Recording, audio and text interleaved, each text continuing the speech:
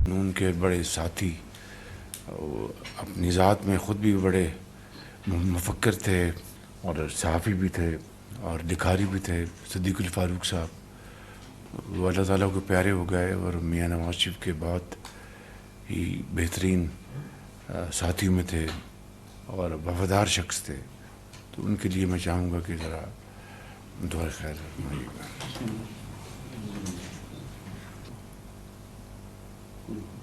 اسی طرح کل ضلع کرک میں جو پولیو کی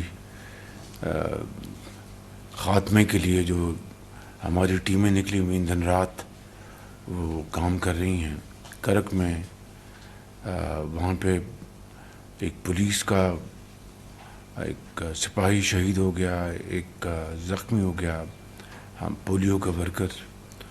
تو اس طریقے سے یہ بڑی بدقسمتی ہے کہ پولیو جو کہ دنیا میں ہر جگہ اس کا خاتمہ ہو چکا ہے ماں سوائے پاکستان اور افغانستان کے، آج بھی اس کے خاتمے کے لیے جو رکاوٹیں پیدا کی جاتی ہیں وہ انتہائی افسوسناک ہیں. مگر میں سمجھتا ہوں کہ وہ سیکیورٹی کا عملہ، چاہے وہ پولیس کا سپاہی ہے یا پولیس کا افسر ہے، چاہے وہ پولیو کا ورکر ہے، فیلڈ ورکر ہے، وہ انتہائی دلیری کے ساتھ وہ اس مہم میں شریک ہیں. تو میں سمجھتا ہوں کہ جو پولیس کا سپاہی شہید ہوا اس کے لیے بھی ذرا دعا مانگی.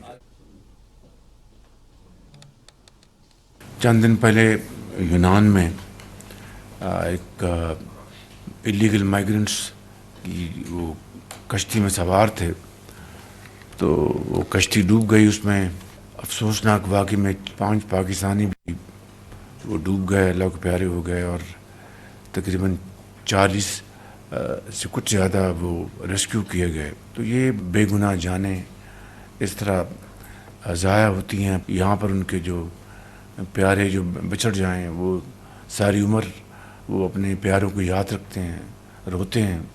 بدقسمتی سے ایسا واقعہ جولائی 2023 میں بھی ہوا تھا، جس میں آپ کو یاد ہوگا تقریباً 260 پاکستانی اسی جگہ یونان میں کشتی میں ڈوب گئے تھے، اور سب سے زیادہ تعداد پاکستانیوں کی تھی.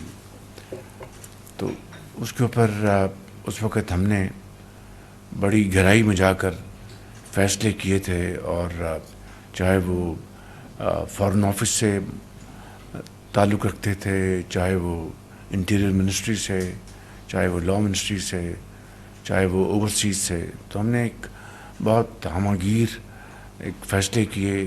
تو یہ میں سمجھتا ہوں کہ ایک بہت ایک سیریس چیلنج ہے.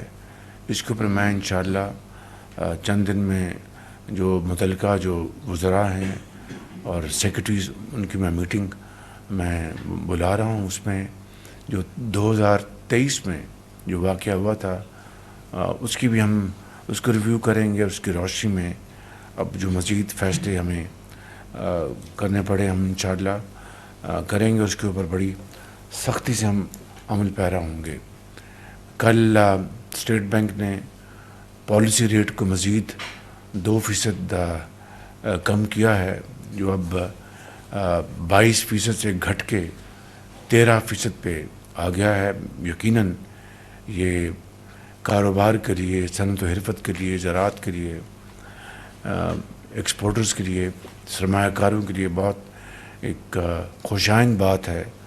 اور اس سے ہمیں امید ہے کہ ہماری جو پیداواری، جو ہماری جو قابلیت ہے وہ بڑھے گی اور سرمایہ کاری بڑھے گی، اور اس سے پاکستان کی اکانومی کو انشاءاللہ بڑا بھرپور فائدہ ہوگا. اور مہنگائی بھی اس وقت اپنی 2018 کے بعد کم ترین سطح پہ ہے. تو ان تمام حوالوں سے یہ بات الحمدللہ بہت میں سمجھتا ہوں کہ ہم سب کے لیے ایک اللہ تعالیٰ کا بے پایاں فضل و کرم ہے، اور ایک موقع ہے کہ ہم مل کر اب پاکستان کی معیشت کے پہیے کو تیزی سے گھمائیں، تاکہ ان جو دنوں میں جو ہماری معیشت مستحکم ہو رہی ہے اس کا بھرپور فائدہ اٹھاتے ہوئے اندرون ملک پہلے سرمایہ کاری کو فروغ دیں اور پھر انشاءاللہ بیرون ملک سرمایہ کاری بھی آٹومیٹکلی آئے گی. اس کے لیے ہمارا جو ہوم گراؤنڈ پروگرام وہ تقریباً مکمل ہو چکا ہے اور انشاءاللہ امید ہے کہ اسی مہینے میں اس کا باقاعدہ ایک تقریب میں اس کا اعلان کریں گے اور پھر اس کے اوپر انشاءاللہ مل کر ہم کوشش کریں گے تاکہ پاکستان کی معیشت آگے بڑھے اور آپ سب کی جو محنت ہے کاوشیں اس کو اللہ تعالیٰ اپنے بے پایاں فضل و کرم سے اس میں بہتری فرمائے اور پاکستان کو اور پاکستان کے عوام کو عظیم بنائے. آپ سب کا بہت شکریہ. Thank you very much.